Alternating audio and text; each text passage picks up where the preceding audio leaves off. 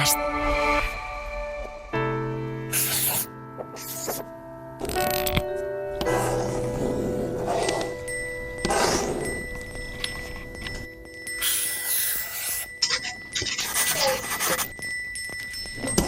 Rectas, curvas, rectas, curvas, curvas, curvas, rectas, rectas. Hoy en El Rincón y la Esquina, las rectas y curvas de la vida. Hoy por Hoy Magazine. Ser Podcast. One last chance to leave the city behind. Only is for the sun to shine. 'Cause I'll be following the curve of the line. Marta Sanz, buenos días. Buenos días. Manuel Delgado, buenos días. Buenos días. Los rincones y las esquinas sugieren más la presencia de líneas rectas, ángulos, aristas que de curvas, pero vamos a descubrir de qué estáis hechos y cómo miráis el mundo. ¿Curvas o rectas? Marta, empiezas tú. Bueno, pues yo me remonto a los orígenes, a cuando estaba estudiando el doctorado en la Complutense, que quiero recordarle a todo el mundo que es una universidad pública, a la que yo llegué después de completar mi bachillerato en un instituto público, al que accedí desde un colegio público de Marqués de Vadillo, al que llegué desde otro colegio público de Benidorm. Estas cosas cada vez hay que decirlas, Hay que resaltarlo todo el rato. Viva lo público. Y bueno, pues allí en ese programa de doctorado de la Complutense tuve la inmensa suerte de que me diera clase un profesor y poeta sensacional que fue Carlos Bousoño, que yo creo que es uno de los mejores profesores que he tenido a lo largo de mi vida, sobre todo por la manera que él tenía de transmitir entusiasmo por la literatura y de vivir los textos, ¿no? Bousoño fue muy amigo de Vicente Aleixandre. Hay quien dice que fue algo más que un amigo, pero esto no es nuestro negociado, esto habría que dejárselo a Martín Bianchi y en esto nosotros no tenemos ni idea. Y él trató de interpretar las metáforas de Vicente Aleixandre, que ya sabéis que fue premio Nobel y habitante de esa casa de Belintonia, que ahora desde el punto de vista de lo cultural, el patrimonio que se hace con esa casa, llevan ya unos años con ese follón, la verdad. Entonces, él interpretó con mucha inteligencia y con mucha empatía la poesía de Bousoño y escribió una tesis doctoral que se convirtió en un libro de referencia titulado La poesía de Vicente Aleixandre. Y a lo que voy. El caso es que Bousoño nos daba cursos sobre Aleixandre, el surrealismo, la generación del 27, y para explicar la generación del 27, él hablaba del instinto, la naturaleza, lo distinto, la diferencia frente a la homogeneización y la reducción de la humanidad a un número, ¿no? Y criticaba mucho todo lo que era la lógica del dinero y rescataba ese verso de Alberti que decía: Nueva York, un triángulo escaleno, asesina a un cobrador. Y él comentaba que la generación del 27 se basaba en el concepto de razón vital de Ortega y Gasset. Y para explicarnos la razón vital, Bousoño oponía la razón vital a la razón físico-matemática y empezaba con una pregunta. ¿Cuál es el camino más corto entre dos puntos distantes en el plano, Ángels Barceló? Siempre hemos respondido que la línea recta. Pero qué listísima eres. ¿Cómo tienes? Manuel, ¿tú también crees que es la línea? No, sí, bueno. No, yo no pienso que Ángels es brillante. Bueno.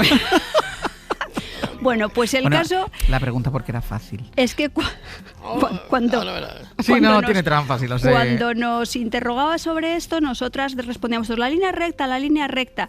Y entonces Bousoño nos decía, pues no, esto no está bien dicho, porque en Estados Unidos cuando empezaron a construir carreteras en línea recta, la gente se dormía. Y entonces descubrieron que un concepto de la razón físico-matemática no era aplicable a la felicidad humana. Era necesario que hubiera curvas, para mantener la atención, para que hubiera espacio para colocar una cafetería, para que de alguna manera no tuvieras elementos para distraerte y para tener que conducir, ¿no? Entonces así nos explicaba él la importancia de la curva. Y quizás sea por mi formación literaria, pero yo sé que cuando pienso en la curva y en la recta, mi aproximación es siempre poética. No sé nada de derivadas, ni de abscisas, ni de ordenadas, ni de nada de esto. Yo recuerdo las clases de matemáticas que para mí eran un mundo lejano. En realidad eran actos de fe. Las clases de matemáticas para mí eran como clases de religión. No entendía casi nada, ¿no? Y quizá por eso ahora la pintura de Tapies, con esa dimensión espiritual que tiene, a mí me resulta un poquito inaccesible. A ver, Manuel, tu turno. Bueno, creo que hay una diferencia importante entre Marta y yo, con quien nos intersectamos cada miércoles, que es que a Marta le interesan los textos y a mí las texturas, que no es exactamente lo mismo. Pero en este caso yo venía con la convicción de que la propuesta para arrancar nuestro despacio no iba a ser original.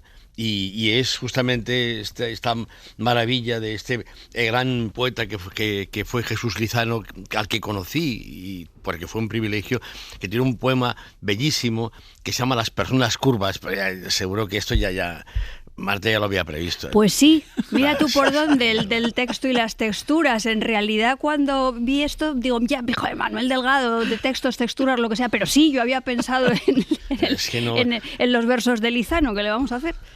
Todo lo que sean así en literatura, pues es que no tengo ninguna posibilidad de... Pero coincido con Lizano y creo que lo que dice, estamos de acuerdo Marta y yo, y hasta creo que Àngels, porque tiene algo de sentido común, que las personas rectas no son de fiar. Yo no sé si conocéis personas rectas. Esas personas de las que un día se mueren y todo el mundo les hace elogios. Cuando murió Mujica, que me pareció una pérdida importante, pues siempre me fastidió esta especie de unanimidad un poco babosa de dedicarle elogios a alguien, que alguien podía haber dicho que había sido un terrorista con los tupamaros, pero a nadie se le ocurrió. De terrorista, entre comillas, obviamente, pero ya nos entendemos. Pero todo el mundo habló bien de él.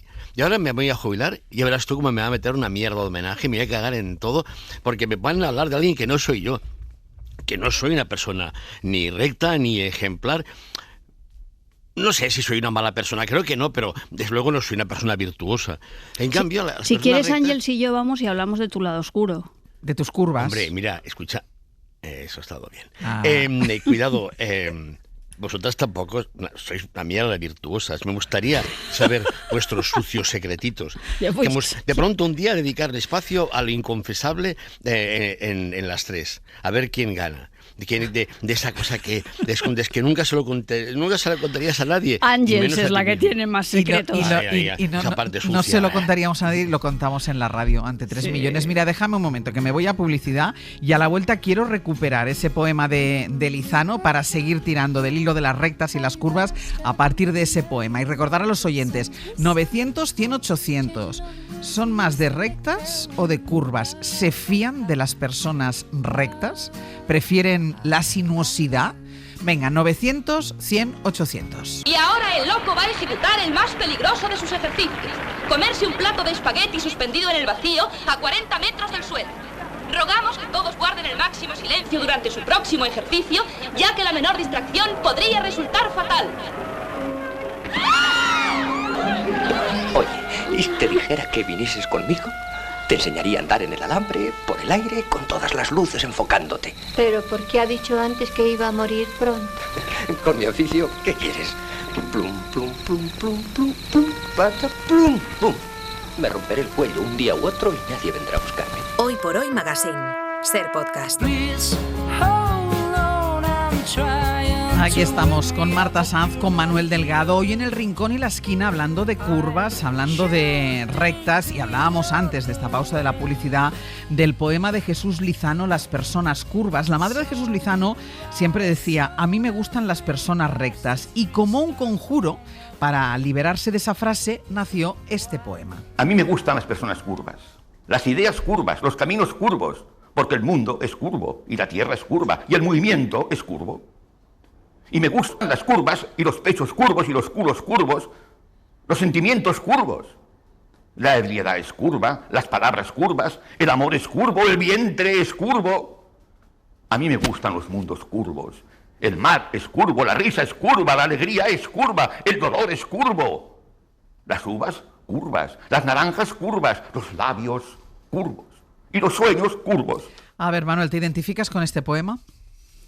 Sí, hombre, claro, porque es que, claro, depende de para qué quieres una curva y para qué quieres una recta. Si realmente el tema es que las personas rectas son virtuosas, entonces no. Pero yo qué sé, hay curvas y curvas. A ver, mira, un ejemplo práctico, si no te importa. Cuando a mí me tumbaron en una posición, iba solo, lo cual tiene un mérito especial, hay que reconocerlo, y cuando salí, hostia, hundido, de pronto me encontré con el cap de departamento que me dijo, o sea, tú tiras recto. Y me di cuenta que eso es cierto, que está bien que alguien te diga, siga recto y ya lo encontrará. Y cuando de pronto veo a alguien desanimado, le digo, venga, me cago venga, tú tira recto y no te pares, y haz lo que sea falta menos justamente rendirte, ¿no? Y a mí me ha fundado y más, me ha servido para mucho pensar justamente en ese episodio, porque es lo que he procurado hacer. Cuando de pronto te untas con algún entrebanco o lo que sea, pues yo qué sé, pues tienes que tirar recto. Y de pronto me venía a la cabeza un poema de Salvador Espriu, que dedica al amigo común de este espacio, que es Salvat Papasseit, que es de Raymond, y que dice justamente eso, ¿no? Digamos que como es, pero hemos vivido para salvarvos las palabras, para devolverte el nombre de cada cosa, para que siguieras el recto camino de acceso al pleno dominio de la tierra. O sea que según cómo, no es que tú tengas por qué ser una persona recta, pero a veces es cierto que el camino que corresponde es aquel que hace que llegues a los sitios rápido y bien y claro. Mira cómo quedó este poema de Salvat Papasseit cuando le puso música a Raimon. Però hem viscut per salvar-vos els mots, per retornar-vos el nom de cada cosa, perquè seguíssim el recte camí d'accés al ple domini de la terra.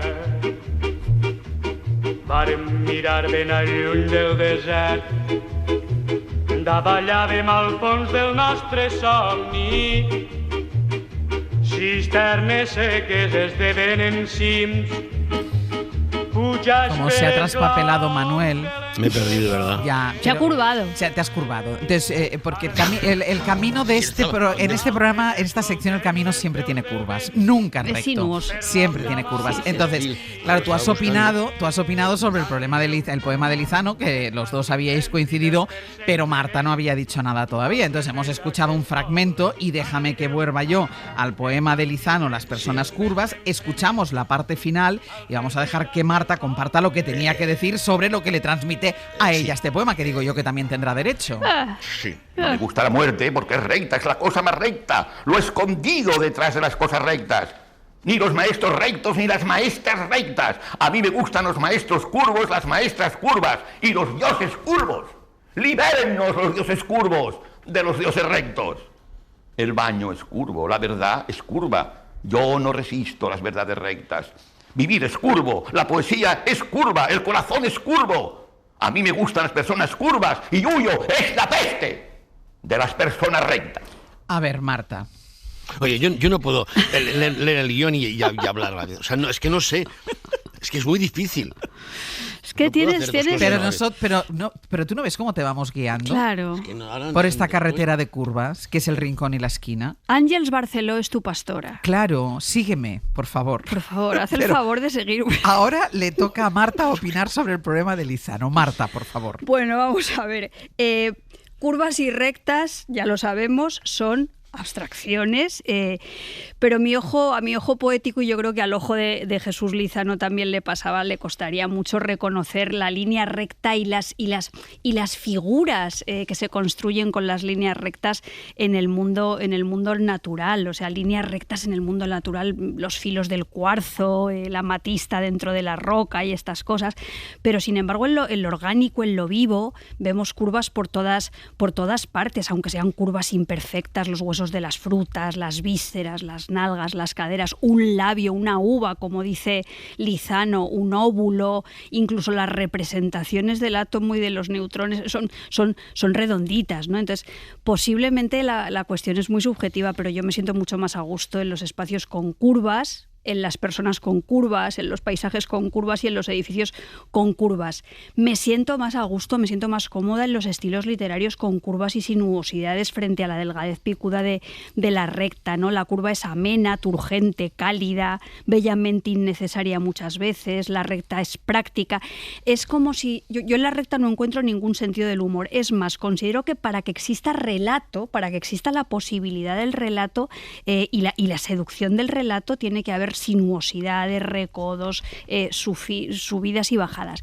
Y luego, yo no sé cómo sería la madre de Jesús Lizano, pero yo desconfío muchísimo de estas personas que te dicen siempre que van directas a la cuestión, van al grano, van en línea recta. Yo a veces veo que estas personas lo que tienen son unas enormes orejeras, y aquí lo hemos dicho muchas veces, somos más partidarios de la cortesía, el matiz, la empatía. Para mí la empatía es curva y la recta es un pico que se te mete ahí en el ojo de una manera pues absolutamente terrorífica. Y luego no sé si será... Espera, que quiero preguntar, como decías tú, que sin la curva no hay relato, ¿qué sería, Manuel, de la chica de la curva sin una curva? Es que, la recta tiene mala reputación, pero la curva también deja de estar. Digamos, agárrate que vienen curvas, sí, es una expresión que te pone en guardia ante inminentes peligros. Claro, todo eso depende, pero es verdad, la chica de la curva, mal rollo. ¿Tú la has visto alguna vez a la chica de la curva? No sé qué es peor, que te aparezca la chica de la curva o un jabalí, que ambos son intercambiables y ambos son completamente reales. De todas maneras, Manuel, fíjate que la chica de la curva nunca podría ser la niña de la recta, porque se eliminaría completamente el efecto sorpresa, la verías de lejos, auspiciado por la falta de visibilidad. Entonces esto no puede ser, no habría. ¿Los años de vida te llevan a pensar, Marta, que la vida está llena de curvas más que de rectas? Pues la verdad es que no tengo tantos años de vida, Ángels. Esto me ha los parecido pocos años de vida que tú tienes, un poco grosero por tu parte. Hay más curvas no vamos a decirte siempre lo bueno. ¿Hay más curvas en la vida que rectas? Pues ya te digo que no sé si es verdad o no, pero desde luego los anuncios de seguros de decesos que hablan de la línea de la vida no la representan como una recta, sino normalmente como una montaña rusa, bajadas, subidas, curvas imprevisibles. Entonces yo no sé la sensación que tenéis de vuestra propia vida, quizá lo de agárrate que vienen curvas. Desde luego, hablando con Manuel siempre es así, agárrate que vienen curvas, que viene Manuel Delgado, y a lo mejor nuestras vidas son mucho más rectas de lo que parecen o de lo que nosotras percibimos, pero no lo sé. Otra cosa es cuando las curvas se cierran en círculos, y entonces ahí tenemos la rutina de los ciclos, la bestia dando vueltas a la noria y esa repetición eterna de lo mismo, que puede llegar a ser muy, muy claustrofóbica. ¿Tú piensas esto que dice Marta, Manuel, que las vidas son más rectas de lo que se podría pensar? Y porque son los ríos que van a dar a la mar, que es el morir. Y eso sí que no tiene demasiadas... Puede ponerse una curva, pero te prometo que es irrevocable. Pero escucha, es que el problema que hay, es que estamos planteándolo en términos de dos cosas que son líneas. Oye, en el fondo, ¿qué más da que sea recta o que sea curva?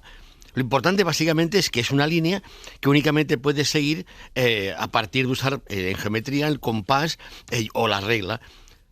Pero esas líneas en el fondo tienen algo en común que las convierte en perversas, que es que hay que seguirlas. Tú o sigues la curva o sigues la recta, pero no te puedes apartar de ahí. Por eso, justamente, esta maldición del compás y tal. Cuando yo yo fui un desastre siempre en geometría, porque no sabía dibujar. Y yo lo que realmente no se te perdona. Mira, tú coge las curvas, coge las rectas, pero lo que no puedes hacer es desviarte.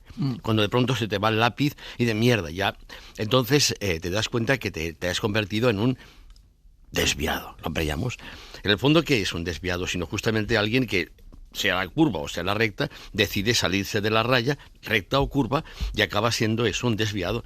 ¿Qué era un desviado? Hasta hace tampoco tanto.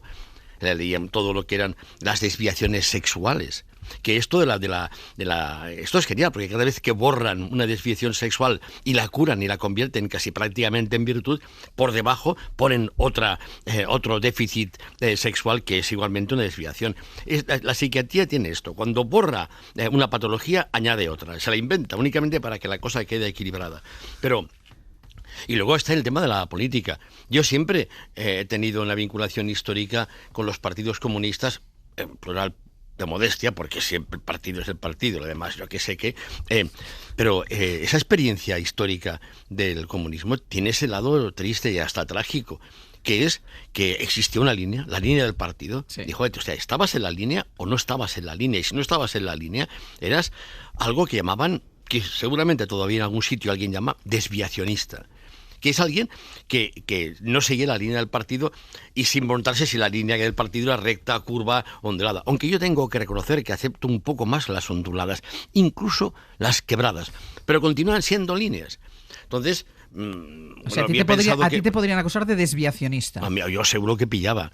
Te lo juro, digamos. Y además, haría un esfuerzo por defender que yo estoy con el partido. No, ya tú estás con el partido, seguro que encontrarían en mí algún signo de anomalía que me convertiría, no en un desviado, pero sí en un desviacionista. Y seguro que pillaba. Y había pensado en poner el ejemplo, había tantos, por desgracia, hay tantos casos, tantos ejemplos históricos tan lamentables, es la página negra de la historia del comunismo. Pero esta de la confesión de Costa Gabras que hacía Elif Montán, que es uno que está tan tranquilo porque es el partido y de pronto dicen que es un traidor, y jódete.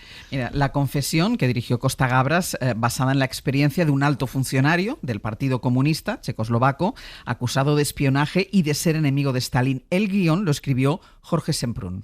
Pensabas engañar al partido, pero se acabó. El partido te rechaza. Todos estáis expulsados. ¡Miente!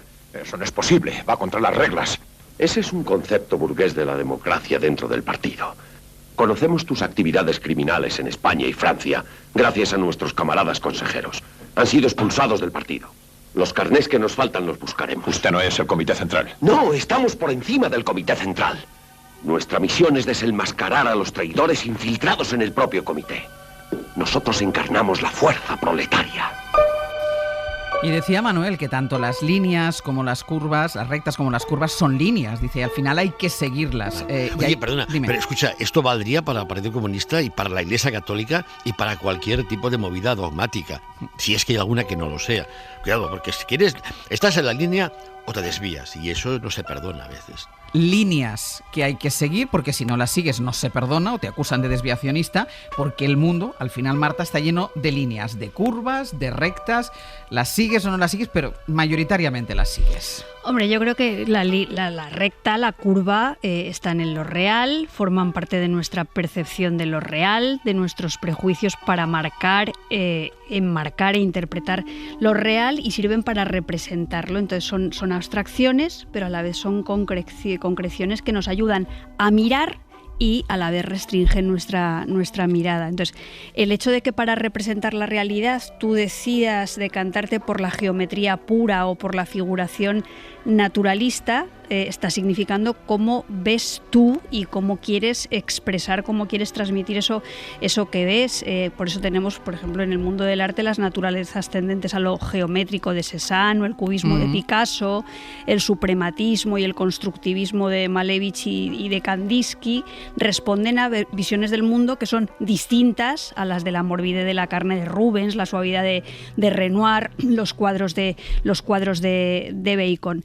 Hay una película preciosísima que ya hemos citado aquí alguna vez que debería formar parte de nuestra filmoteca preferida, que es Wall-E. Aquí a mí me parece una película maravillosa en la que ese robot limpiador, que es el último habitante del planeta Tierra, se enamora de una robot visitante que viene a supervisarlo todo, que es Eva. Entonces, Wall-E es rectilíneo. Bueno, tiene los ojos redondos, hay que recordar que tiene los ojos redondos y se desliza así como con unas ruedas, pero es rectilíneo. Y Eva es curvilínea. Entonces, en la simplificación de sus representaciones hay un modo de entender lo masculino y lo femenino en la época poshumana también, ¿no? Entonces, probablemente lo recto, lo erecto, lo fálico tienen algo que ver con esa masculinidad. Y en esta peli lo más interesante es ver cómo las líneas rectas y la naturaleza metálica de Wall-E se llenan de la emoción y de la ternura, contraviniendo todos los tópicos de la vida y los modos artísticos de representarla. Y yo creo que cuando Manuel decía que a mí me interesan mucho los textos, claro que me interesan mucho los textos, pero en la medida en la que se hacen texturas y vida, a mí me interesan mucho esos textos en los que tú te formulas preguntas simultáneas sobre la vida, la existencia, la realidad y la manera de representarla.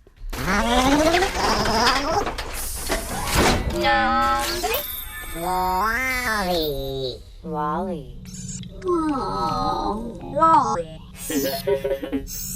Eva. Eva. Qué mona es. Has sacado el tema de las curvas de la pintura de las mujeres que pinta Rubens, de las curvas imaginadas también de los robots del futuro, y esto desemboca, Marta, en las curvas de carne y hueso. Claro, y volvemos también a la representación de las curvas, porque acordaos de esa Venus de Willendorf, no sé si lo digo bien, que es una Venus paleolítica que data, esto da vértigo decirlo, entre 27.500 y 25.000 años antes de Cristo. Yo esto no lo puedo, yo no lo proceso, no lo imagino, no sé ni en línea recta, ni en línea curva, ni en zigzag. Me cuesta muchísimo verlo. Entonces, esta representación tenía que ver con una idea de la mujer voluptuosa, fértil y de alguna manera esa condición voluptuosa, que espero que no fértil, se reivindica hoy en las curvas de las mujeres que se quieren liberar de la presión de las tallas.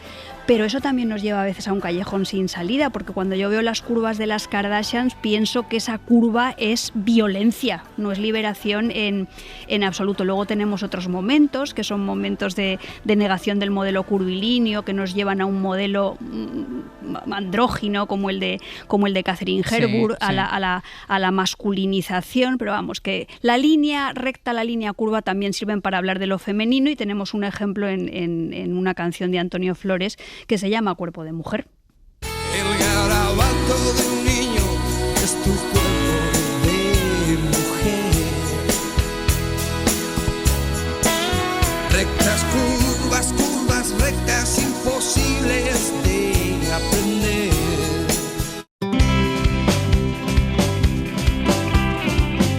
Esa era la felicidad que te imaginabas antes.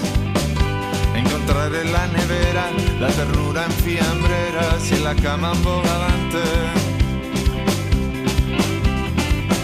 De verdad era así. Ibas a comerte el mundo. Habrá sido indigestión, te lo llevaron al sillón, lo engulliste en un segundo. La felicidad, qué cosa más grande, cómo se expande. Quiero cantar, viva la felicidad. Llegamos ya al último tramo del Rincón y la Esquina con Marta Sanz y con Manuel Delgado, hablando de curvas y rectas, y también con todos ustedes. 900, 100, 800. ¿Piensan que ustedes han tenido una vida recta? ¿Se fían de las personas rectas? ¿Les gustan más las curvas? Todo lo que es curvo, todo lo que es sinuoso. Bueno, y si han visto alguna vez a la chica de la curva también nos pueden llamar, 900, 100, 800 para hablar con nosotros también de rectas y de curvas. Y es verdad que se ha mencionado, y con la chica de la curva lo hemos hecho, pero no nos hemos detenido todavía, Marta, en los caminos y en las carreteras. Yo aquí le voy a ceder la palabra a Manuel, pero solamente querría recuperar una metáfora de mi abuelo, el metáforo, está muy bien, el metáforo, mi abuelo un metáforo, no, el mecánico melómano, que cuando una carretera estaba llena de curvas, él siempre decía que era como una cuerda metida en un bolsillo. Qué bonito. Era un poeta. Qué bonito. Sí, sí. Manuel, yo no sé si te gusta a ti el mundo de la carretera. Hombre, las road movies es un género de películas y me gusta. Escucha una cosa, a ver, pero es que aquí estamos trabajando con una ficción. Las rectas y las curvas solamente existen en la imaginación o en cualquier caso en el trabajo de los tipos estos que van con un artefacto que hace las rayas en la separación de las calles o de las carreteras. Pero no existe, los racionalistas, pero no existen rectas ni curvas. Vete, ahora salís a la calle y busca en la vida algo que sea recto, que sea curvo. Si es recto, en efecto, a la primera ves claro que solamente lo parecía. Y las curvas están para que te salgas de ellas, en el sentido literal o metafórico.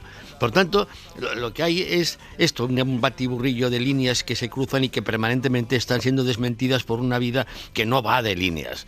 Y de líneas, y esto en la road movie es esto. De pronto es alguien que que pilla un coche y va a algún sitio. Bueno, un coche, una diligencia, un barco, lo que sea. Bien. Y al final, ¿qué hace? ¿En qué momento la caga y da pie a la película? Cuando se desvía. Y mira, digamos, me voy a parar un momento. Ya está mal. Ya está, ya la has cagado, porque de pronto has desmentido lo que era el recto camino de acceso al pleno dominio de la tierra que decía Espriu, y ya está, y todo se lía. Porque todas las películas de carretera, todas las películas de viajes son eso, son de pronto que de pronto te desvías. ¿Hay alguna película que quieras mencionar? Iba a mencionar Un día en Nueva York, pero no está en el guion. Sí, para ver, escucha, Un día en Nueva York, los tíos que, el Gene Kelly, el Frank Sinatra y tal, se bajan del barco porque quieren dar un paso y tal, y al final, ¿qué pasa? Al final se lían. ¿Por qué? Porque no siguen justamente la línea. Y la película que había propuesto es una que se llama The Tour, que quiere decir justamente desvío. Y el ejemplo que ponía para que viéramos así colectivamente en esta especie de fuegos de campamento que hacemos cada miércoles era cuando de pronto el personaje que ya ha cometido el error de desviarse reflexiona en voz alta algo que no tiene que ver con el programa, pero o tiene que ver siempre con lo que decimos, porque tiene que ver con una cosa. Al principio él mencionaba que es lo que nunca nos convertirá en seres ejemplares para nada ni para nadie, que es que tenemos recuerdos ahí, que tenemos memorias de las que no nos podemos liberar tan fácilmente, es más, de las que no podemos liberarnos en absoluto. Y justamente esto lo piensa en voz alta, en la voz en off, justamente porque se desvía. Mira, voy a situar a los oyentes. Es de noche. Un hombre bebe acodado en la barra de un bar de carretera. Claro. A su espalda suena la canción que otro cliente ha seleccionado en la máquina de discos, en la gramola. Es de la película The Tour, desvío. ¿Has deseado alguna vez olvidar algo? ¿Has deseado arrancar de tu memoria un recuerdo que no consigues borrar? No puedes, ¿sabes? Por más que te esfuerces, podrás cambiar de escenario, pero tarde o temprano olerás un perfume, o alguien dirá una determinada frase, o tarareará algo, y ahí estará otra vez. No me puedo creer que estés enamorado de mí. Hubo un tiempo en que me gustaba esa canción, tanto como a los clientes del club Brick on Down de Nueva York. No recuerdo una sola noche en que no me la pidiesen como mínimo 3 veces. Sue siempre la estaba promocionando. ¡Qué tiempos aquellos! Pues aprovecha, Marta, que la gramola está en marcha. ¿Una petición? Bueno, yo estoy muy noventera y mi petición musical es Relojes en la oscuridad de Nacha Pop, porque creo que en esta canción lo recto se hace curvo y no tanto lo curvo se endereza. Entonces hay un canto a la elasticidad frente a la rigidez y a la posibilidad de la fractura de lo recto que a mí me interesa mucho. También se podría interpretar esta canción dentro de la idea del tiempo, que puede discurrir sobre una recta trazando una cronología, o no. Hay momentos del futuro que repercuten en el pasado y momentos del presente que llegarán al futuro, como sucede en El Ar de lo que será de André Breton y los surrealistas, o en Las máquinas del tiempo de H.G. Wells. Seleccionamos la canción de Marta, Relojes en la oscuridad, de Nacha Pop.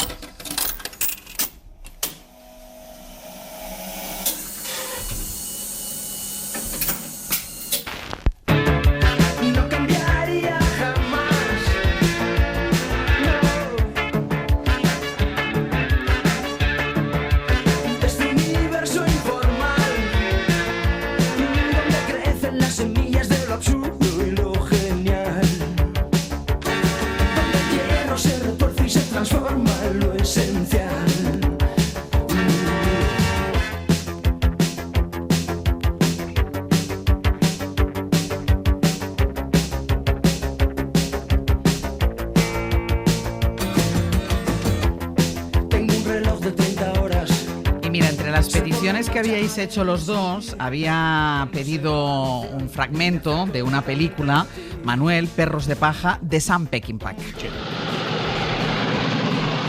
No conozco el camino de mi casa. No se preocupe.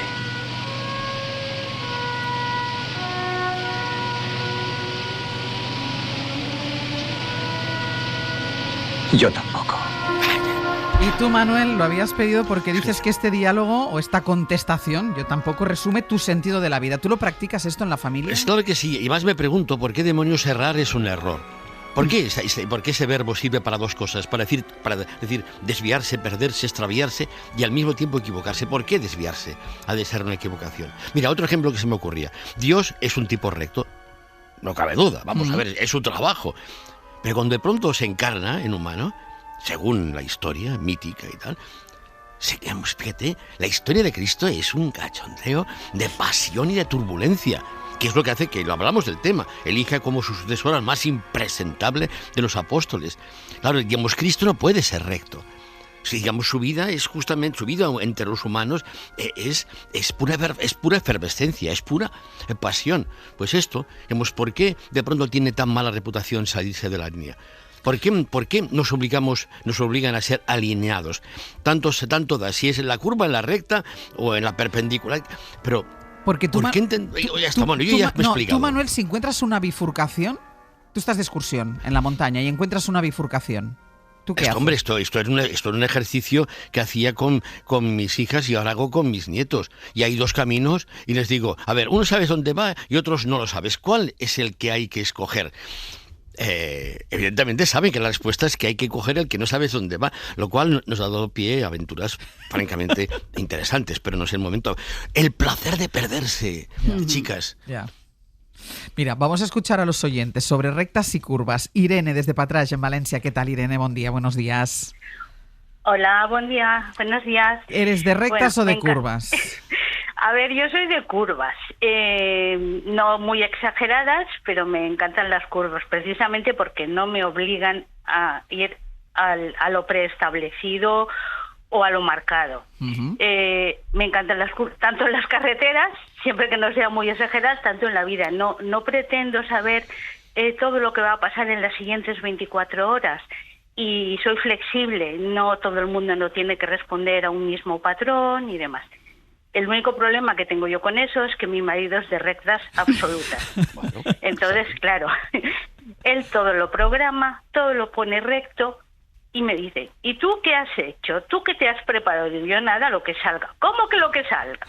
Entonces, esa discusión entre rectas y curvas son las únicas, afortunadamente, que tenemos, porque llevamos ya 40 años juntos. Pero sí, yo siempre me atraen mucho más las curvas que las rectas. La gente muy recta me parece que es muy estática y que no es nada flexible. Y a mí me gustan las personas flexibles y que se adaptan, sin llegar a molestar, evidentemente. Irene, lo has definido perfectamente. Perfectamente, pero a ver qué pasa con tu marido. Pero si llevan 40 años juntos... Eso, como es recto, dígala. Llega antes, a lo mejor llega antes, pero claro, lo bueno de ella es la sorpresa que te encuentras detrás de la curva. Claro, está bien. Lo no previsto. Irene, muchísimas gracias. De nada, gracias a vosotras. Me encanta el programa. Me encanta lo que escribe Marta y me río mucho con el amigo este. Con Manuel. Gracias a todos. Llámame Manu. Adiós. Buenos días. Mira, buenos días. Pues como le encanta lo que escribe Marta, tú como poeta no sé si tienes que añadir algo, porque hay espacios que quizás te libre de rectas y curvas y otros se levantan y sustentan sobre las rectas y las curvas. Mira, yo como poeta no quiero la palabra precisa, es pobre y es pequeña, quiero una palabra llena de flecos, con una lámpara de chupones morados, una excrescencia, gota que rezuma del canalón. Eso es lo que yo quiero como poeta, gota que rezuma del canalón.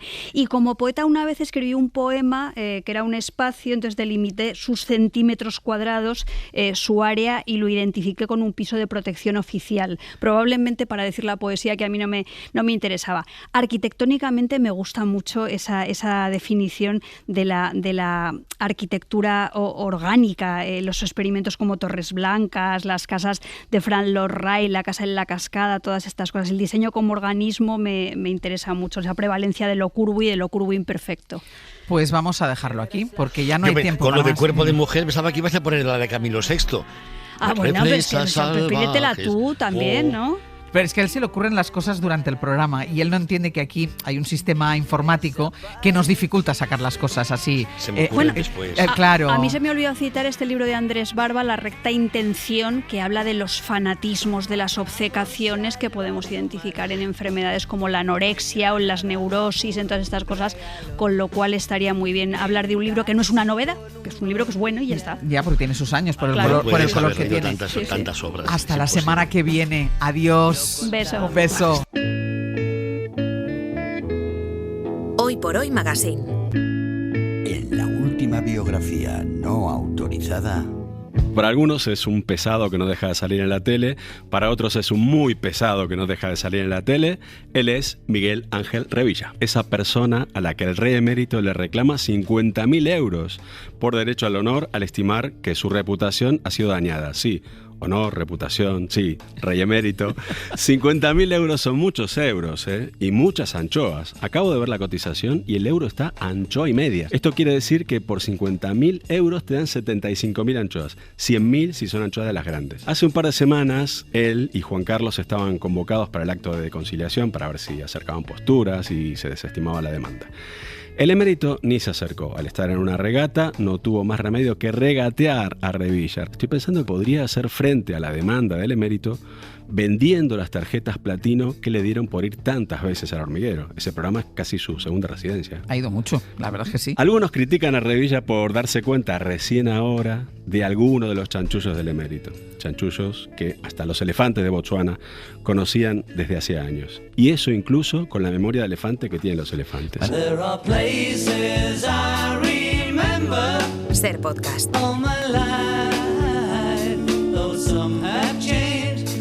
Miércoles de biografías no autorizadas, pero este no es un miércoles más, es un miércoles muy especial. Por primera vez en toda la temporada no se trata de una biografía, sino de 4 condensadas en una. Roberto Villar, buenos días. Buenos días, Sánchez. Explícate. Así es. 4 por el precio de una. Es que hay veces que es tal la simbiosis que se produce entre un grupo de amigos, por ejemplo, que aunque son varios, parecen uno. Biografía no autorizada de Ábalos, Coldo, Cerdán y Sánchez. Tú eres mi hermano del alma, realmente el amigo. Yo no sé si realmente fueron amigos entre ellos. Que sí, yo creo que sí. El otro día, las 2 veces que compareció Sánchez, estaba devastado, se le veía en la cara. No era maquillaje, como dicen algunos malintencionados, era decepción, o maquillaje marca decepción, decepción pour l'homme, no sé. A mí, en realidad, Ábalos, Coldo, Cerdán y Sánchez me parece el nombre de un bufete de abogados. O la delantera de un equipo de fútbol de primera. También de primera, a punto de bajar a segunda, insinúan algunos. También puede ser que el equipo, no sé, haciendo algunos cambios, ganando la final de penalti justo en el último minuto, quizá se mantenga en primera. Pero tendrían que confluir muchos factores. Sí, llámalo factores, llámalo milagro. Pero puede pasar, porque el fútbol es así. Por cierto, lo de secretario de organización, ¿dónde se estudia? No digo, para revisar el contenido de las asignaturas de la carrera, habría que darle una vueltita al plan de estudios. O a la selección del personal. Eso también, que detrás de muchos currículos impecables hay mucho postulante impresentable. Yo debo confesarlo, cada vez que escucho o leo la palabra organización, me acuerdo del famoso chiste de la orgía a oscuras, que no pienso contar. Y yo que te lo agradezco y los oyentes también. Si algún oyente quiere, se mete en Google y ya lo encontrará seguramente. En cualquier caso, alguien en el partido y en el gobierno, como ocurre en el chiste de la orgía a oscuras, tiene que gritar organización, organización, y cuanto antes, para poner un poquito de orden. Seguro que ahora mismo hay gente tomando nota de tus palabras. Ábalos seguro, dudo que se pierda una orgía a oscuras. Yo ahora, seriamente, pensé que no viviría nada peor que lo que viví en Argentina desde que nací hasta que me vine a Madrid con 27 años, del 62 al 90. Años oscuros aquellos, pero desde que llegué aquí, pues caso de los fondos reservados, caso Juan Guerra, caso Roldán, Naseiro, Malaya, Los Heres, Nos, Bárcena, Puyol, Púnica, Gürtel. Por no hablar del caso Negreira. Eso que antes hablamos de la delantera y del penalti justo, Negreira. Yo sinceramente dejaría aquí el listado de la corrupción porque no quiero colaborar con el drama del cambio climático. Creo que lo del cambio climático no viene a cuento y tú lo has dejado caer para hacer una de tus gracietas. Así es, Sánchez. Antes los veranos eran más o menos tranquilos a nivel político. Supongo que por la cuenta que le traía a toda la dirigencia política, ¿no? Levantaban el pie del acelerador para pasar unas vacaciones tranquilas y ya volverían a poner a parir al rival en septiembre. Ya, pero te recuerdo que las últimas elecciones generales, las del 23, fueron un 23 de julio. Hubo que ir a votar en verano. Muchos tuvimos que modificar nuestras vacaciones. Sí, lo recuerdo y te recuerdo. Pero nunca dejes que la hemeroteca te chafe una gracieta. Como se sigan destapando cositas, no me extrañaría que entre julio y agosto nos enteráramos de 2 o 3 chanchullos más, de 2 o 3 decepciones más y de 2 o 3 votos hábilmente introducidos por Coldo en la urna más. Y la oposición encantada, además. Pues tú tranquilo, porque Sastre nos tendrá al tanto de todo lo que pasa en verano. Bien, me tranquiliza. Volviendo a lo del supuesto maquillaje de antes, la palabra que creo define esta situación, como decía, es decepción. Decepción con el partido, con el gobierno, con personas puntuales, con todo. Es como lo de Internet, lo que pides y lo que te llega, ¿no? Pides la trilogía del Padrino y te llega Papá no hay más que uno 3. Se nos viene un listado de ejemplos, ¿no? Como me conoces. Decepción como cuando vas con toda la ilusión a comer un carísimo menú degustación y resulta que termina siendo un menú disgustación. Este me ha gustado. Bien. O cuando crees que con esa canción Melody va a quedar la última y resulta que queda la antepenúltima decepción. Esto es crueldad. O cuando dices, por esta persona pongo las manos en el fuego y horas más tarde el médico te está echando un bote entero de crema para la regeneración de la piel indicada para quemaduras y tú, entre lágrimas, no dejas de decirle, sople doctor, sople que me escuece. No es por ponerme poética, pero es verdad, las decepciones, Roberto, queman. Y tanto. El plantel sanitario de los hospitales con unidades especializadas en quemados críticos del Sistema Nacional de Salud están reclamando un plus para hacer frente al aluvión de manos quemadas de todos los que las pusieron en el fuego por Santo Sardán. O sea que los médicos especializados en quemados están quemados. Ese juego de palabras podría ser mío perfectamente. Es que es tuyo. O sea que cada uno aguante su vela. Venga, vamos Bien. concluyendo. Conclusión. El origen de la expresión poner las manos en el fuego se remonta a la Edad Media. Si una persona acusada de un delito lograba meter la mano en el fuego sin quemarse, se consideraba que Dios la había declarado inocente. Por favor, no esperemos que Dios venga a arreglar todo esto. Primero porque Dios no existe y segundo porque si el gobierno no plantea un cambio radical, lo que va a dejar de existir es la confianza de la ciudadanía hacia la política y las instituciones democráticas. Oye, ¿y no has metido ningún chiste? Bueno, lo de que Dios no existe es un chiste, porque Dios existe y lo peor es argentino. Dios. Hasta el miércoles, Roberto. Hasta el miércoles, Sánchez, si Dios quiere.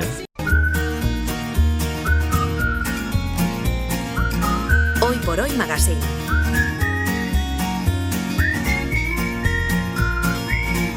Ser podcast. Fes una foto del terrat que des d'aquí es pot veure Mart. La roba estesa al meu agost, un camp d'espigues i cargols. Toca viajar una vida, Pepe Rubio, buenos días. Buenos días. ¿A quién viajamos hoy? Pues mira, hace unas semanas, a través de un magnífico artículo de Nuño Domínguez en El País, me llega el nombre de un gran científico español, Faustino Cordón, del que me han hablado estos días Elvira de Miguel, autora del libro Faustino Cordón, el biólogo insumiso, su hija Elena Cordón, coautora del libro, y su pupilo Alberto Rábano, neurocientífico y neopatólogo. Él fue un gran divulgador del darwinismo, de Darwin, de una visión muy pura, muy originaria de la evolución biológica. Él descubre que hay determinadas proteínas que multiplican sus estructuras y que él considera que eso es como en realidad el inicio de la vida, ¿no? Sencillamente entender lo que es la vida le apasionaba. Yo creo que lo más importante en el pensamiento de Faustino Cordón son las preguntas, que son preguntas esenciales de la biología desde Aristóteles. Él de lo que habla es de la cooperación, que la base de la vida es la cooperación. Bueno, así de entrada como científico ya me gusta Faustino Cordón. Bueno, pues espera que aunque dedicó su vida a la ciencia, su biografía da mucho más de sí. Vamos al origen. Para entender su personalidad es clave saber quién era su padre y su abuelo materno. Su abuelo era catedrático de bioquímica aquí en Madrid, pero es de familia catalana y de tradición de bioquímicos de varias generaciones. Baldomero Bonet es krausista, lo que en España significa que se oponen a que la religión domine el conocimiento científico. La familia de su padre es de Extremadura, gente dedicada a la ganadería básicamente, y donde el primer persona con estudios es su padre, mi abuelo Antonio, que era abogado. Es un hombre con una honestidad impresionante, ¿no? Su padre, cuando están las primeras revoluciones en el campo en Extremadura, dona todas sus tierras a los sindicatos. Este es el mundo al revés, ¿no? La reforma agraria como iniciativa del propietario. Algo inaudito. El pueblo extremeño era fregenal de la sierra y las maneras de Antonio Cordón, padre de Faustino Cordón, nos la confirma Luis Gamero Gamito, primer alcalde socialista tras la transición. Hombre, ellos aquí eran gente muy respetada, porque además tienen una forma diferente total de tratar a los trabajadores, hasta tal punto que llegó un momento en que cuando ellos se fueron, le dejaron la finca en propiedad a los trabajadores. Ellos tenían unos conceptos de izquierda. aunque eran gente de bastante dinero.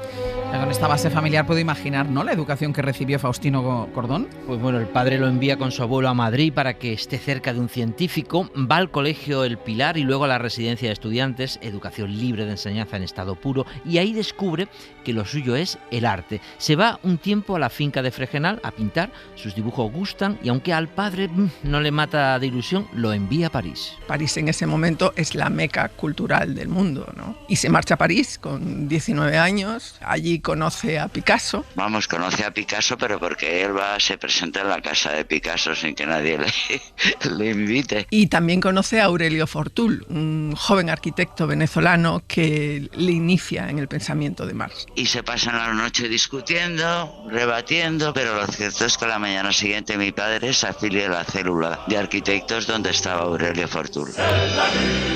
Y en París, Faustino Cordón se hace comunista.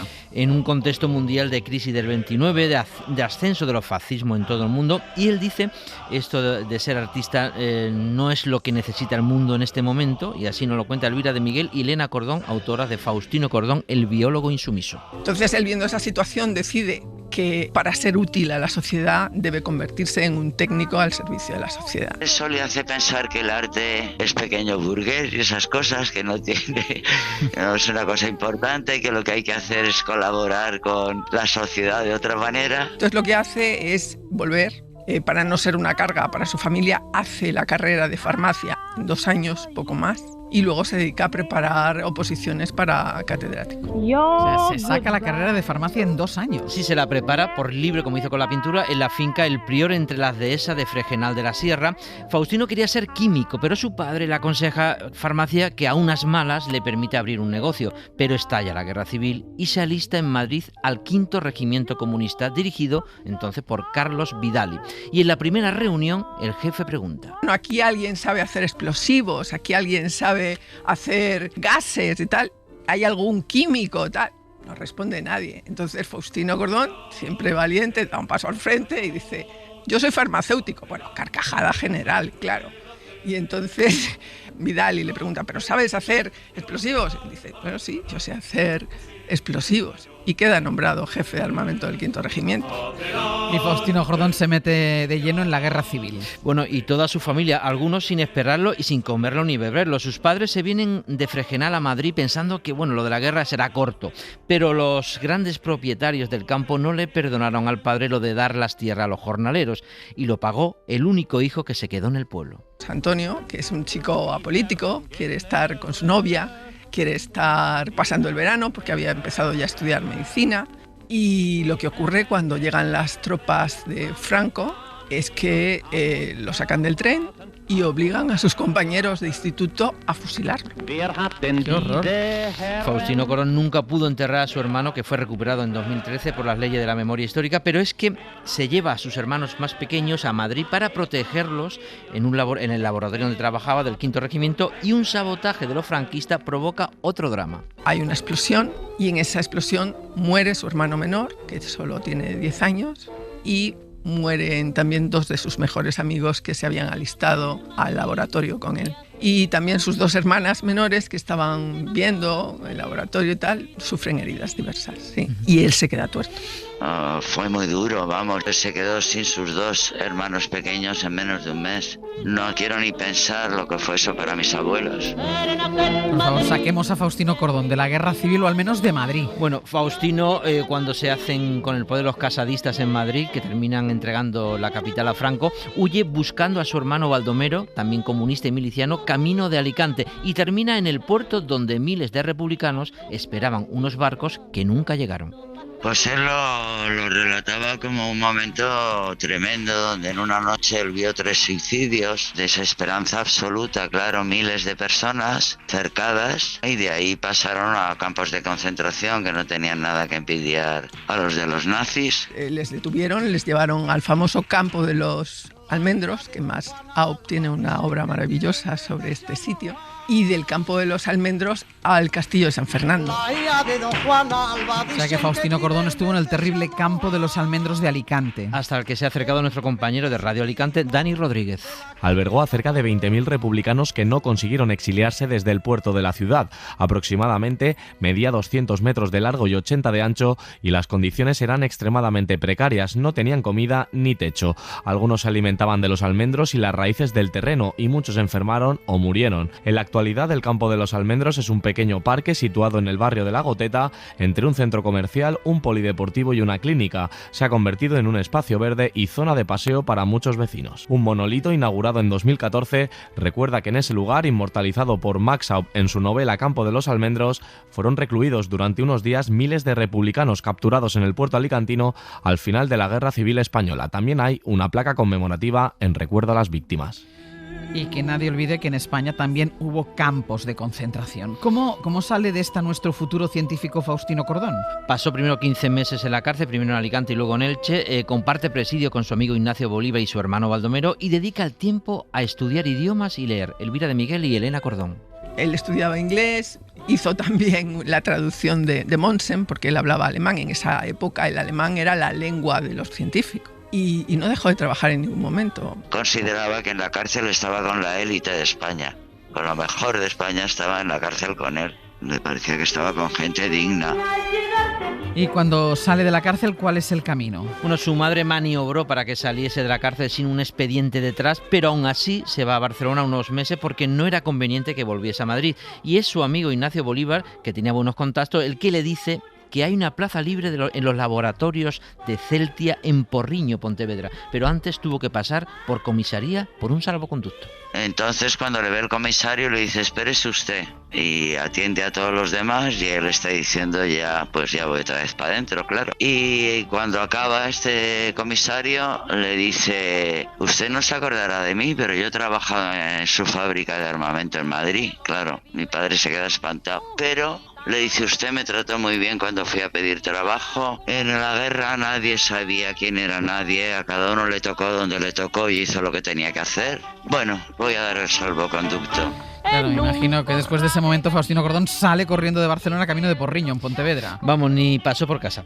Y allí descubre que en el laboratorio privado creado por los hermanos Fernández López en Porriño, todos los trabajadores científicos estaban apartados de la ciencia oficial del franquismo, estaban allí porque la ciencia oficial había caído en manos del Opus Dei. Era una especie de isla republicana. Ricardo Gurriarán, historiador gallego. Él se encuentra en un ambiente agradable, no hostil, conformado por una serie de gente apartada de la docencia, catedráticos de instituto, catedráticos de universidad, y bueno, está súper agradecido a Calvet porque no solo aprendió, sino que fue capaz de hacer una tesis doctoral con una tutoría magnífica de Fernando Calvet. Y aquí empieza la carrera científica de Faustino Cordón en una especie de exilio interior. Sí, la carrera científica y la de recuperar a María Vergara, la que fue su novia y luego sería su mujer y madre de sus 4 hijas.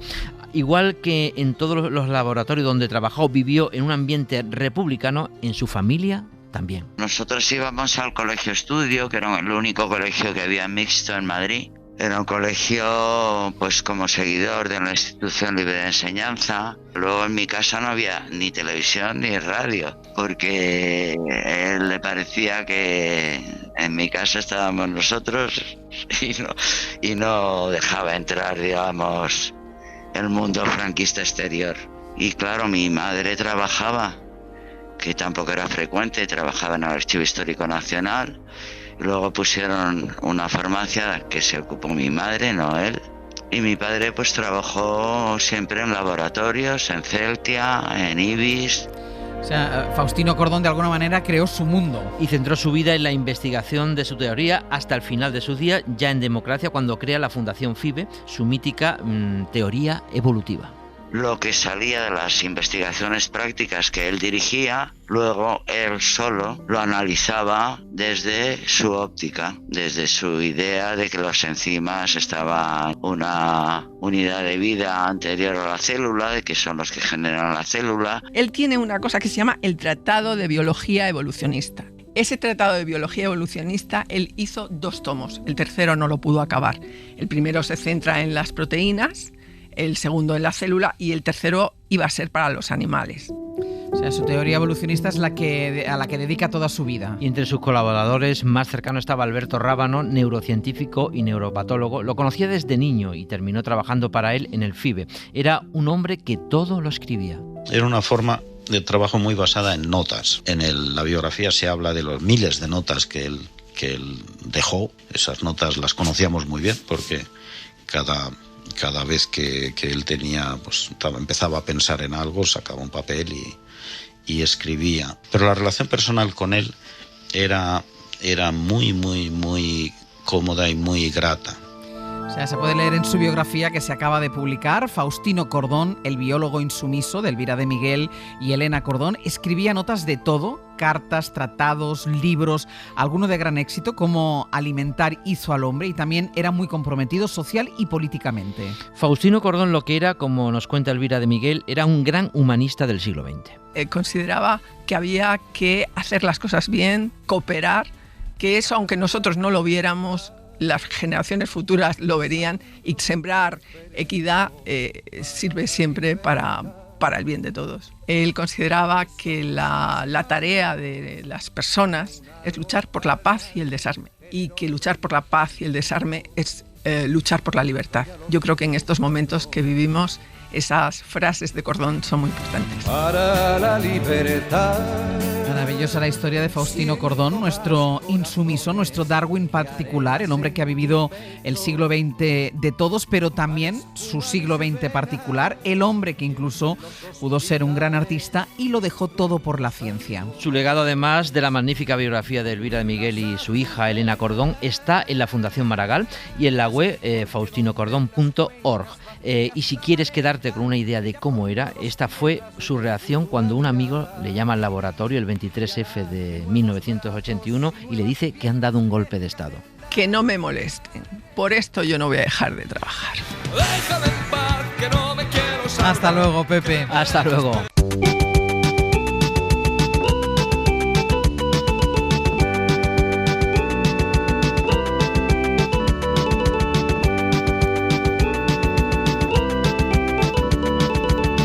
Nadie le ha sacado jamás más partido a un teclado estilo Casiotone. Y si usted no escuchó o bailó un tema como este en 1987, es que o vivía muy lejos de nuestro país, o no había nacido, o no dice la verdad. Una noche más te espero en el portal. A finales de los 80, Un pingüino en mi ascensor sonaba en las discotecas, en las verbenas y en todas las radios de nuestro país con temas de su primer disco como este. He cobrado el sueldo del último mes, la paga extraordinaria, la primi de 3, empeñé los candelos. ¿O esta otra canción? ¿Cuántas veces te he pedido, nena? Ven conmigo esta noche a la verbena y tú te acabas tranquila tu caña y me dices que soy una hortera, que ya no sé. ¿Dónde estaba aquel éxito?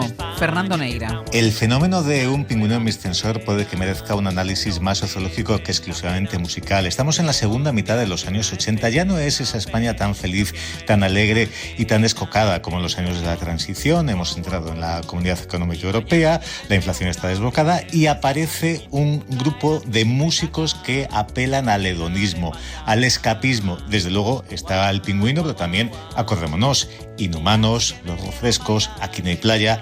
Está en ese contexto todo lo que sucede en torno a los ascensores y los pingüinos. Y después, un poco más tarde, le volveríamos a escuchar con otros temas. Ya no me preocupa la postura en que duermo cada noche una aventura. Ya no me amuermo, todo mi tiempo es para la arqueología, es mi ilusión. Y si en 2004 ironizaba sobre realidades de las que todo el mundo habla y está absolutamente convencido todavía hoy. Todo el mundo presume de un primo que fue campeón de Castilla.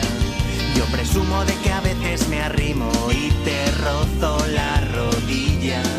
Pero intuyo que hacerte mi amada no sería buena idea, porque eres más complicada que armar un mueble de Ikea. Algo más de 20 años después lo ha vuelto a hacer, viralizando en redes, esto con lo que seguro que van a estar también de acuerdo. Si quiero ver en el YouTube algún capítulo de V, me tengo que esperar un rato porque siempre me sale el anuncio de Antonio Lobato. Antonio Lobato. Si Detrás de un pingüino en mi ascensor, Mario Gil y él, el músico más divertido, el abogado que nunca se tuvo mucha fe y un publicitario de primera, José Luis Moro, músico y director general creativo y socio fundador de Pingüino Torreblanca. José Luis, ¿qué tal? Muy buenos días. Muy bien, pues oye, encantado de estar aquí. ¿Tú sabes que todo surgió porque todos estábamos ya que no podíamos más con Antonio Lobato? Eres el responsable. Bueno, en fin, no he sido más que un portavoz de un sentimiento común. Lo has puesto para que lo pudiéramos compartir. Mira, estaba escuchando las canciones del inicio y es muy difícil escuchar esas canciones ochenteras y no sentir ahí como un pellizco de nostalgia. Las canciones nunca se acaban de olvidar cuando inevitablemente te llevan a un momento de la vida en que has sido feliz. Hombre, a mí hay una cosa que me dicen mucho en los conciertos ahora que me hace mucha ilusión y es: me recuerdas a la mejor época de mi vida. Y esto es muy bonito y es verdad que cuando tú has vivido eso con 16, 18 años, pues una época muy especial, ¿no? Y la música asociada a esa época pues la tienes muy dentro, ¿no? ¿Y para ti también fue la mejor época de tu vida? Bueno, yo tengo un amigo que dice los 80 debieron ser la leche porque no me acuerdo de nada y yo suscribo bastante eso, la verdad, ¿no? Yo he seguido disfrutando el resto de mi vida. Pero fuiste feliz, ¿te gustó aquella época? Sí, fue muy divertida, la verdad es que, hombre, para mí fue como una especie de sueño, ¿no? Yo nunca pensé que iba a poder dedicarme profesionalmente a eso que yo empecé a hacer porque me gustaban mucho grupos como Alaska y los Pegamoides o los Nikis y me lo pasé muy bien esos años. Luego ya me di cuenta que iba a ser difícil vivir de aquello y me reciclé a otra cosa. Pero... ¿Has escuchado antes a Fernando Neiras la reflexión que hacía no solo de Pingüinos, sino de toda, estás de acuerdo con lo que dices, sino de toda la música de ese momento? Sí, bueno, mira, ahora hay una exposición que está haciendo la SGAE de la movida en la Sociedad de Autores y nos han metido a nosotros, que yo digo, si nosotros somos la decadencia de la movida, no somos realmente la movida, ¿no? Y yo pienso un poco eso, ¿no? Llegó un momento en el que los que éramos hijos de aquellas bandas, pues también quisimos hacer nuestras cosas, pero ya se nos recibió de una forma distinta, sobre todo en las radios alternativas, ¿no? ¿Cómo se recibió? Pues mira, acabo de sacar un libro por los 40 años de un pingüino en mi ascensor que se llama 40 años sin encajar muy bien en ningún sitio, porque teníamos un poco la teoría de que tenemos un fan que dice: erais demasiado pijos para los indies y demasiado indies para los pijos. Entonces en las radios alternativas, no, esto es muy pijo, y en las demasiado comerciales, hombre, pues sonamos mucho en 40 y tal, pero no lo petamos, ¿no? Entonces estabais en un punto bisagra. Estábamos ahí en medio de ningún lado. ¿Qué fue o cómo fue todo y qué fue antes? ¿El abogado, el músico, el publicista? ¿Se pueden ordenar estos tres? Sí, totalmente. A ver, lo primero fue el músico. Yo empecé a hacer canciones, empecé cambiando la letra de las canciones con 13 años y luego cuando tuve que decidir a qué me dedicaba, pues decidí que el derecho era una cosa que me iba a servir, iba a ser práctica. Y a mitad de la carrera de repente surgió la oportunidad de grabar un disco. Y entonces acabé la carrera, pero me dediqué unos años a la música y luego ya en el año 92 decidí que aquello no me iba a dar para siempre y probé suerte en publicidad y me fue bien. ¿Cómo era eso de cambiar las letras? O sea, ¿cogías canciones de otros y te inventabas pues tu letra? Sí, empecé a hacerlo con canciones de misa. Y les ponía otra. Bueno, y es que tampoco era. Yo tocaba el piano, pero fatal. Yo era muy mal músico. Suspendí primero de solfeo. Y entonces, bueno, pues sí, hubo el arranque fue en el año 79, con 13 años, cuando salió el Bonobús en Madrid. Sí. Me entró una obsesión con el Bonobús. Entonces empecé a cambiar letras de canciones para hablar del bonobús. Pues yo qué sé, la de Betty mi ciego, de si todo el mundo sí, tuviera un bonobús, sí. Pues yo cantaba con bonobús o bulebú. Pero ahí había el germen de un publicista ya. Sí, no te sé explicar esa especie de... Es un poco extraño, pero bueno, un poco conceptual, siempre he sido un poco conceptual en eso. Pero en el caso lo fuerte tuyo son las letras más que la música. Sí, yo me considero un contador de historias y la música es un vehículo, sí, las letras. De hecho, este libro del que te hablo es una recopilación de las letras de todos estos años, sí. ¿Y derecho por imposición familiar? No, fue una decisión, bueno, a mí me gustaba mucho la historia, pero bueno, pues me entró un acceso de pragmatismo, decidí la historia va a ser difícil vivir, voy a estudiar derecho que sirve para todo, ¿no? Y bueno, me dio cierta pedantería a la hora de hablar y tal, pero no recuerdo nada de lo que estudié. ¿Y en casa qué te dijeron cuando dijiste que te querías dedicar a la música? Bueno, fue gracioso porque yo ya había empezado derecho, entonces convencí a mi padre de que me regalara un teclado portátil. Y me acuerdo del día que me lo compró, me dijo, bueno, te regalo esto porque me he dado cuenta que para ti la música no es más que un hobby. y como 6 meses después estaba buscando la forma de grabar un disco. Y entiendo en qué momento le regalé el teclado al niño. Y luego me echaron yo soy hermano mayor de 7 hermanos y mis padres hubo un día que me dijeron, te tienes que ir de casa porque estás dando un ejemplo nefasto a tus hermanos, piensan que la vida es como la tuya, que todos los fines de semana te vas por ahí, ganas pasta, tal, así que vete. Desde el cariño, pero me tuve que ir. Independízate. Me tuve que independizar. ¿Y alguno de tus hermanos siguió tu mal ejemplo? No. Bueno, tienen actividades creativas, pues mi hermana es una fotógrafa reputada, pero mucho más serios que yo. Son más rectos, son más. Mira, si escuchamos, por ejemplo, un anuncio como este, a lo mejor encontramos alguna clave que explique qué demonios puede hacer un pingüino metido en un ascensor.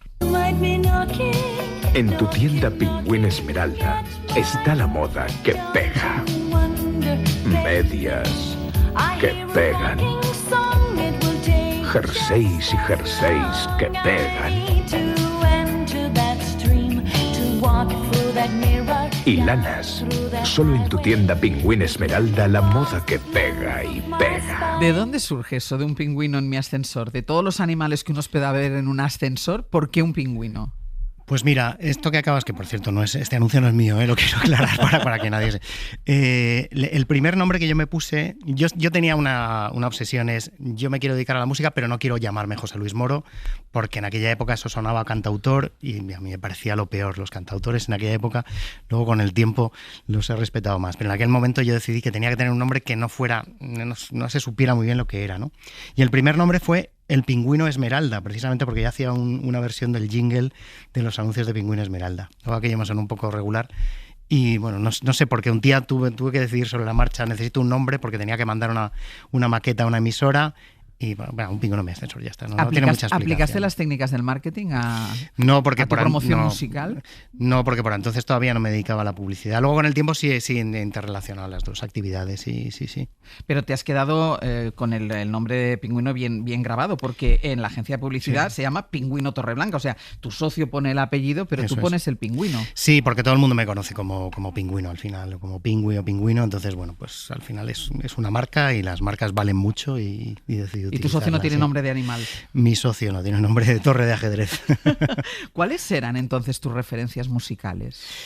Bueno, los cantautores me ha quedado claro los que cantautores no. Bueno, quitando a alguien que es Javier Crae, que para mí es ídolo de siempre, ¿no? El gran letrista para mí de la música española.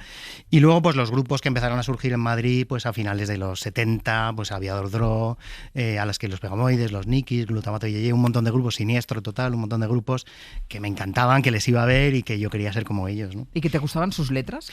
Le digo porque tú antes me has dicho, yo soy sobre todo un contador de historias. Me gustaban mucho sus letras. Para mí, por ejemplo, fue un descubrimiento cuando escuché Quiero ser un bote de Colón de Alaska y los Pegamoides, porque claro, yo tenía en la cabeza, yo escuchaba pues eso, en el año 78, en los 40, eran todo canciones de amor y de repente descubrí, joder, no soy el único idiota que hace una canción sobre el bonobús. Aquí hay unos tíos que escriben sobre un bote de Colón. Esto es posible y mola, pues nada, maravilloso.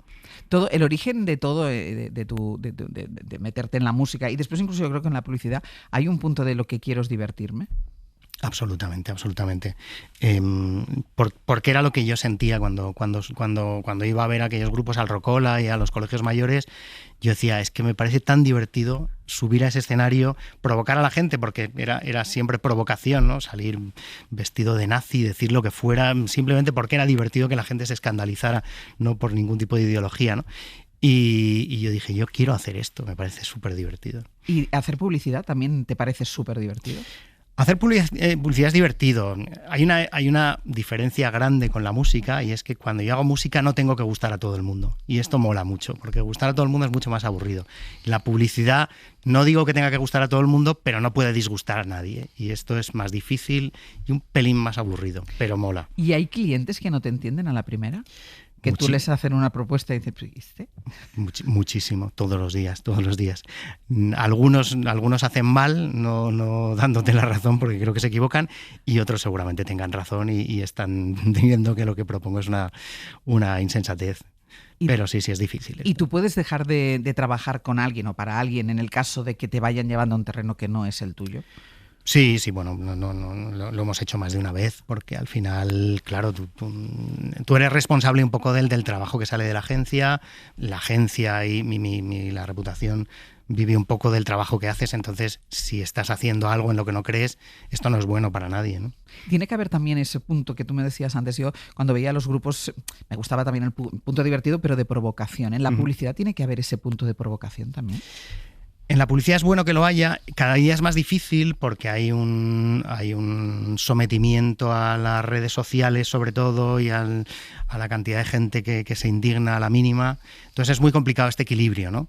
Pero yo creo que siempre el punto de provocación es maravilloso, ¿no? Porque es una forma de sorprender a la gente, que es lo que tenemos que hacer. En el caso del anuncio de Antonio Lobato es así, es provocación, que es decir, ya quítenlo por favor del medio. Bueno, eso ya no sé cómo definirlo. El humor y la creatividad son dos factores que unen la trayectoria musical de Pingüino y la publicidad. Este es un anuncio que realizaste en el año 2000 y que muchos oyentes recordarán. Este es Robert Scott II, quien quiso convertirse en el primer ser humano mayor de 80 años en llegar al Polo Sur al volante del nuevo Galloper. Pero se le adelantaron. Sin embargo, él no se rindió. Decidió que sería el primero en llegar al Polo Sur al volante del nuevo Galloper con su traje de comunión. Pero se le adelantaron. Sin embargo, no se rindió. Decidió que sería el primero en llegar al Polo Sur con su traje de comunión, escuchando a Georgie Dan. La barbacoa, la barbacoa. Pero se le adelantaron. Sin embargo, no se rindió. Decidió que sería el primero en llegar con su traje de comunión, escuchando a Georgie Dan. Con Georgie Dan.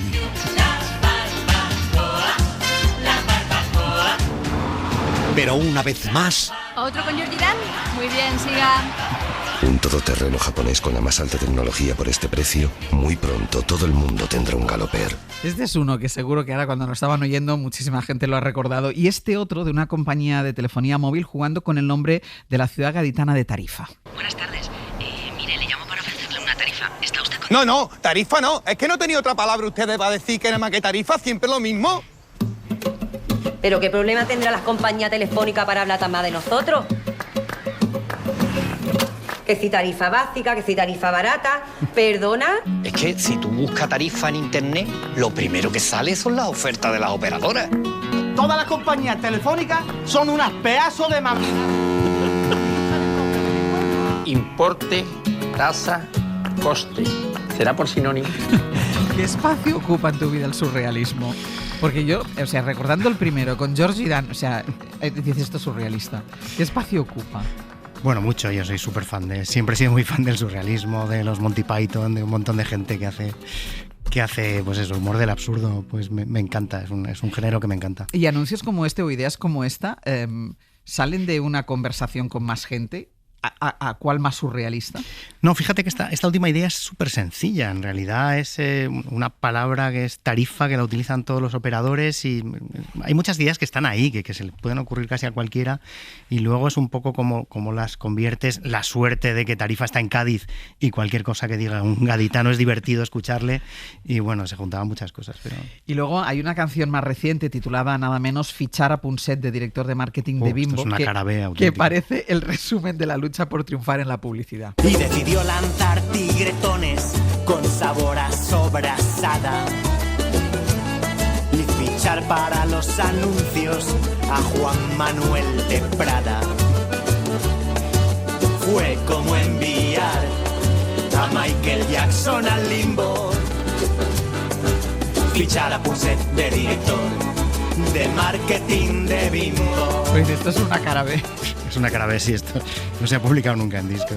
Es una maravilla. Es una maravilla total. ¿Cuándo es imposible saberlo hasta que no está en marcha ya el anuncio que va a funcionar o no? ¿O hay algunas claves que ya te dan la idea de que esto va a funcionar? Bueno, hay un arma poderosísima que es la intuición, pero la intuición no es una ciencia exacta, ¿no? Hay muchas veces que dices esta idea va a funcionar sí o sí, pero luego es verdad que dependes de muchas cosas, de cuándo sales, de qué más cosas hay a tu alrededor, de que la producción salga bien, de que los actores... Hay un montón de factores que influyen, pero bueno, hay muchas veces que ves una idea y dices, esta idea es buenísima, ¿no? Y funciona.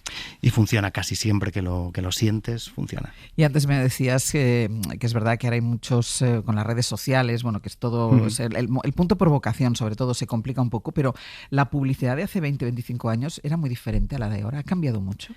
Pues por ese lado muchísimo. O sea, al principio de los 2000, por ejemplo... en la época de que empezaron todas las .coms, la publicidad era muy gamberra, muchísimo más gamberra, muchísimo más atrevida, y luego todo esto se ha vuelto muy complicado. De hecho, yo siempre digo una cosa, y es que las marcas han empezado a hacer el bien porque ya no se puede hacer el mal. Y si te fijas, las marcas ahora todo el rato tienen un propósito de salvar a la humanidad, de ser sostenibles, de tal. Y es que lo otro no se puede. Tú no puedes, yo qué sé, no puedes. Yo me acuerdo en uno de los primeros anuncios que le enseñé a mi padre me dijo, ¿pero por qué en tus anuncios siempre muere gente? Y bueno, pues ahora ya no puedes matar gente en los anuncios, es una desgracia. Ya no puedes matar gente en los anuncios. Como frase me parece maravillosa. ¿Habrá gira de Pingüino este verano? Bueno, nosotros nos tomamos con un poco de calma, entonces haremos cositas. Yo me voy de vacaciones, tenemos un único concierto en Marbella, que es lo único que voy a hacer, el 22 de agosto, y luego en otoño regresamos. Pues Pingüino, muchísimas gracias, ha sido un gusto la conversación. Lo mismo digo, muchísimas gracias a ti. Hoy por Hoy Magazine. Ser podcast. ¿Qué tal, Casal? Buenos días. ¿Qué tal? Francino, buenos días. Hola, buenos días, hola. Venga, cuéntanos. Pues Casal está inquieto. No, para nada, estoy de momento muy tranquilo. Hay frases que definen momentos, y hoy la frase del día la ha pronunciado en momento el portavoz de Esquerra tras reunirse con Pedro Sánchez, lo acabamos de escuchar en el boletín. Dice Rufián: nadie sabe lo que va a pasar, el presidente está tocado. Bueno, en esta hora 14 aportaremos las claves que nos deja este día sobre lo que está pasando y lo que puede pasar. Hay variables, evidentemente, y lo hemos contado aquí en Hoy por Hoy, en el Congreso, también en Navarra, en el bolsillo oculto de una amiga de Ábalos. Hay variables por todas partes. Intentaremos trasladar el ritmo de amenaza que soporta la geopolítica mundial, que ha subido varios grados en estos últimos días desde que Israel e Irán se intercambian misiles. Y ya avanzo que en hora 14, si nos queda tiempo y nos dejan, hablaremos de musicales que se han convertido en el motor de las artes escénicas de este país. Y vamos a conocer en los próximos minutos datos que así lo reflejan. Muy bien, pues mira, a mí que no me gustan. Oye, yo no voy a ver ningún musical nunca. Pero nunca. No me gustan. Bueno, no pasa nada. A Bollero tampoco. ¿Ves? Hoy está Bollero en la ventana del cine. No, Bollero coincido tampoco. Con Bollero. A Bollero tampoco. No me gustan para nada, pero bueno. Pues mira, yo en la ventana, además de Bollero y de Santiago Groño Becerra, que son dos apariciones estelares todos los miércoles, hoy me permite recomendar en el Club de la Escucha un podcast de ciencia para niños y adultos, que se llama Sapiensantes, donde ocurren cosas como que el fuego se pone a hablar. Cómo mola tener un sitio protegido para hacer hogueras en tu jardín, rodeado con sus piedras y todo eso, y sin nada que arda alrededor. Seguridad ante todo. Ya tengo mis troncos secos muy bien colocaditos y tengo esto. De modo que allá vamos. Parece que prende. Sí, parece que prendo. ¿Quién ha dicho eso? Pues yo, me tienes delante de tus narices. Eres el fuego, ¿verdad? Y me estás hablando. ¿Fuego que habla? Parece que sí, y no sé por qué, pero no muy me bien, extraña. es un podcast para niños, para familia, que responde a preguntas muy básicas de ciencia. Es un podcast divulgativo fantástico. Y estaremos atentos a todo lo obvio. A cualquier cosa, en cualquier momento. Venga, os escuchamos. Qué calor. Exacto. Soy mayor, ya hace rato, pero el mundo me da el mismo miedo que a los 9 años. Soy mayor. ¿Quién se ha hecho mayor en este grupo? ¿Por fin han madurado Pascu y Pepe? No, eso no pasará jamás, yo creo. No, es una cosa que lo puedes tener en la lista de pendientes para siempre, porque el que me he hecho mayor soy yo. Bienvenido al mundo de los adultos. Ayer descubrí lo que vale un grifo de ¿Qué cocina. quieres decir? Y me pareció una barbaridad. ¿Te pareció carísimo? Sí, me pareció carísimo. Porque hasta ahora lo habían pagado tus padres, seguramente. Sí, bueno, porque yo creo que nunca había tocado cambiar el grifo. Bueno, en casa igual sí, pero en la casa que yo vivo ahora nunca nos había tocado cambiar el grifo. Y ayer me tocó ir corriendo además de urgencia de el fontanero en casa, vete a comprar un grifo. Y llegué a la fontanería y fue como un golpe de realidad. Y te diste cuenta de lo cara que es la vida. Pues la vida es cara. Y te compraste el más económico, imagino. Y compré el más barato, que era muy bonito, y dije, pero claro, 60 euros el grifo. Claro. O sea, el más barato, y dije, madre mía, pues... Ya diciendo, ¿cómo está y me la dice, vida, no, señor? este ¿Cómo está la vida? Me decía, no, este se dobla, este tal. Y digo, no, si me da igual que se doble, con que salga agua, yo... y a veces...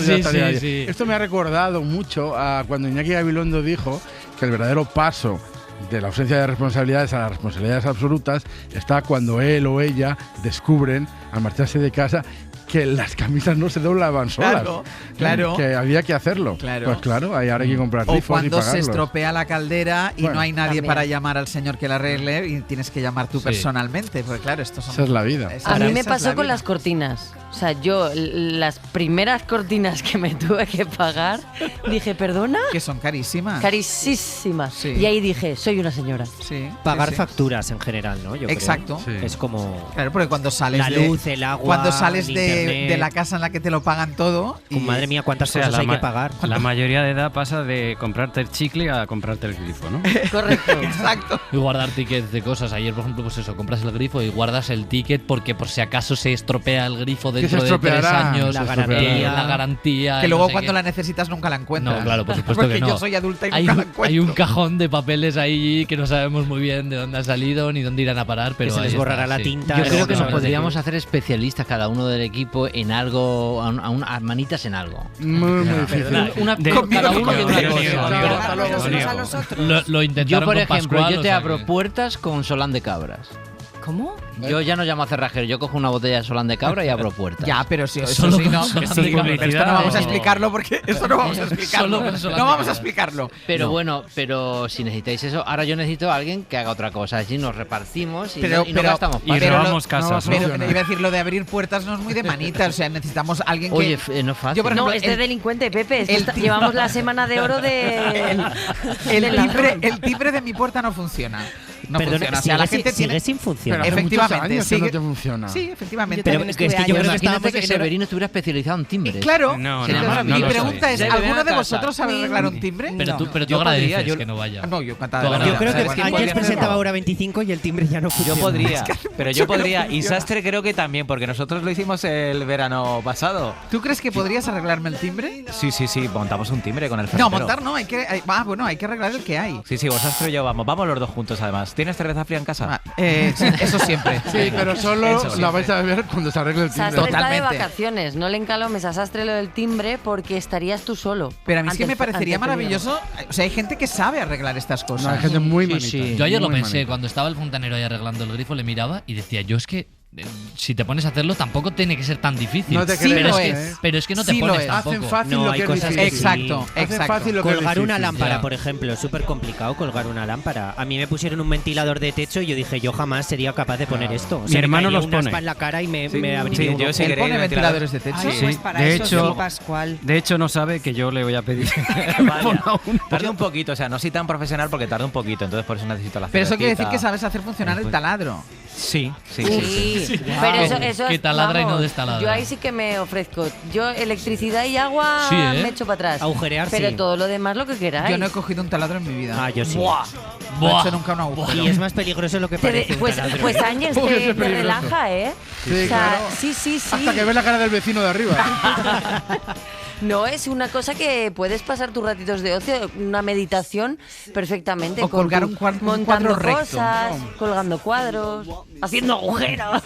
Me parece Menudo todo, lío. me parece Es que todo. claro, una cosa es hacer el agujero, que tampoco tiene pero lo que tú dices, colgar el ¿Con cuadro recto. Que un o nivel. sea, los que tienen Claro. dos ganchos para colgar. Bueno, eso bueno, es. bueno. Hacer un agujero vale, pero hacer dos. Un Pero metro, un nivel, metro y una un lápiz. cinta, con una Menos mal cinta, que nos todo. dedicamos a hacer guiones y al Y periodismo. tampoco te pides. Menos mal. A 1,5 metros de ti, a 1,5 metros te quiero.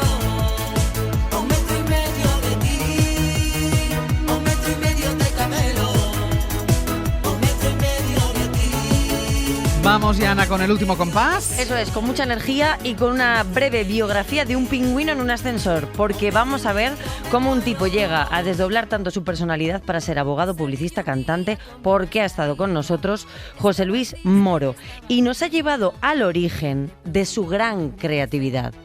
El arranque fue en el año 79, con 13 años, cuando salió el bonobús en Madrid. Sí. Pues entonces empecé a cambiar letras de canciones para hablar del bonobús. Pues yo qué sé, la de Betty Misiego, de si todo el mundo Sí, tuviera un una bonobús. sí. Pues yo cantaba con bonobús. Es un poco extraño, pero bueno, fue gracioso porque yo ya había empezado Derecho, entonces convencí a mi padre de que me regalara un teclado portátil. Y me acuerdo del día que me lo compró, me dijo, bueno, te regalo esto porque me he dado cuenta que para ti la música no es más que un hobby. y como 6 meses después estaba buscando la forma de grabar un disco. Y luego me echaron de... Yo soy hermano mayor de 7 hermanos y mis padres hubo un día que me dijeron, te tienes que ir de casa porque estás dando un ejemplo nefasto a tus hermanos, piensan que la vida es como la tuya, así que vete. Ha sido maravilloso. Mañana volvemos a partir de las 6. Pongan el despertador.